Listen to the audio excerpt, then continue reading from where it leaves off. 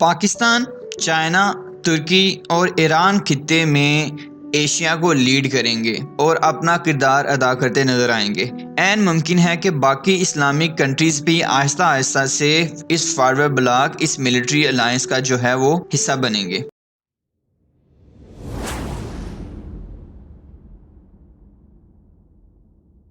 پاکستان کی strategic development میں بھی یہ فارورڈ بلاک جو بننے جائے گا وہ کافی اہم کردار ادا کرے گا۔ سی پیک اور ون بیلٹ ون روڈ جیسے انیشیٹیوز جو ہیں، ایسے منصوبوں سے پاکستان اور چائنا کے تعلقات نہ صرف مضبوط ہوں گے بلکہ معاشی اور اسٹریٹجک لحاظ سے بھی ایک دوسرے کی مدد کرتے نظر آئیں گے۔ پاکستان کے لیے اس فارورڈ بلاک کا سب سے بڑا فائدہ یہ ہوگا کہ چائنا کی سپورٹ اسے ہمیشہ رہے گی، خواہ وہ بھارت کے ساتھ اگر تعلقات خراب ہوتے ہیں یا پھر امریکہ کا دباؤ پاکستان کے اوپر اگر زیادہ آئے گا کسی بھی معاملے میں تو چائنا ضرور اس کا ساتھ دے گا۔ امریکہ اس وقت مڈل ایسٹ کنٹریز کو اپنے ساتھ ملاتا نظر آ رہا ہے۔ مڈل ایسٹ کنٹریز کو ملا کے وہ ایشیا میں رول کرنا چاہتا ہے، پاکستان کے اوپر دباؤ بڑھانا چاہتا ہے اور انڈیا کو اپنے ساتھ ملا کر امریکہ چائنا کے اوپر معاشی جو دباؤ ہے اس کو بنانا چاہتا ہے۔ یہاں پہ ایک بات واضح کرتا چلوں کہ ایشین نیٹو، امریکہ کی طرف سے ایشین نیٹو جیسا ایک کام عمل میں لایا جا رہا ہے جس میں U S A, Japan, India اور آسٹریلیا کو شامل کر کے ایشیا میں اپنی طاقت کا مظاہرہ کرنے کی کوشش کرے گا امریکہ۔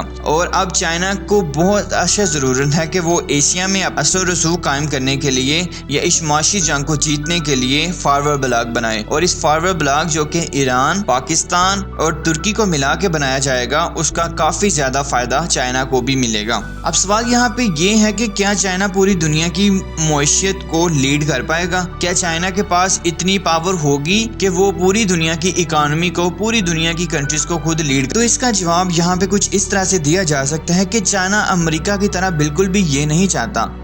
کہ میں پوری دنیا میں پوری کنٹریز کو کنٹرول کروں اور جو میں کہوں پوری دنیا کی کنٹریز اس بات کو مانے، بلکہ چائنا کا فی الحال صرف ایک ہی مقصد ہے کہ امریکہ سے معاشی جنگ کو جیتنا،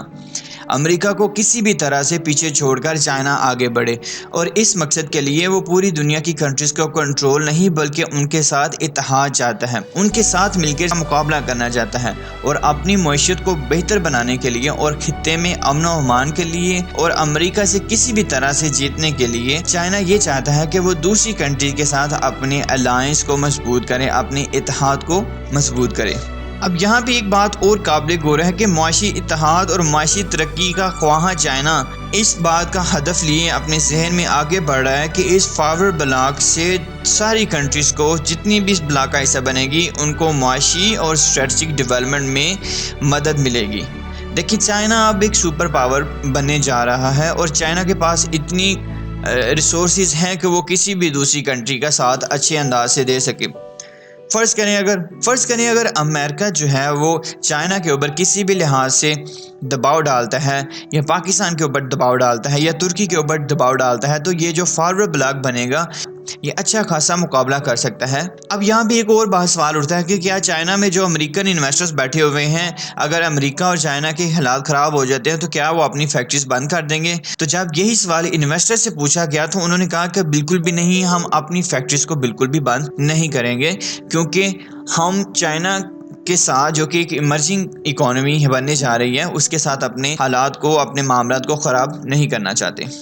افغانستان میں جب امریکن آرمی نکل رہی ہے تو وہاں کی صورتحال کافی خراب ہونے جا رہی ہے۔ امریکہ کو جس طرح سے بدنامی کا شکار ہے وہ افغانستان میں واپس تو آنے سے رہی، اس لیے اب افغانستان کی حکومت اور طالبان کے درمیان میں حالات کشیدہ ہونے کے چانسز زیادہ ہیں، افغانستان میں بغاوت بھی ہو سکتی ہے۔ اب ان سیکیورٹی چیلنجز سے نپٹنے کے لیے بھی پاکستان اور چائنا کو ایک دوسرے کے ساتھ کی ضرورت ہے۔ دوسری طرف سے انڈیا پاکستان کے اوپر دباؤ بنائے رکھتا ہے، چائنا اور انڈیا کے تعلقات بھی ٹھیک نہیں ہیں، اور اب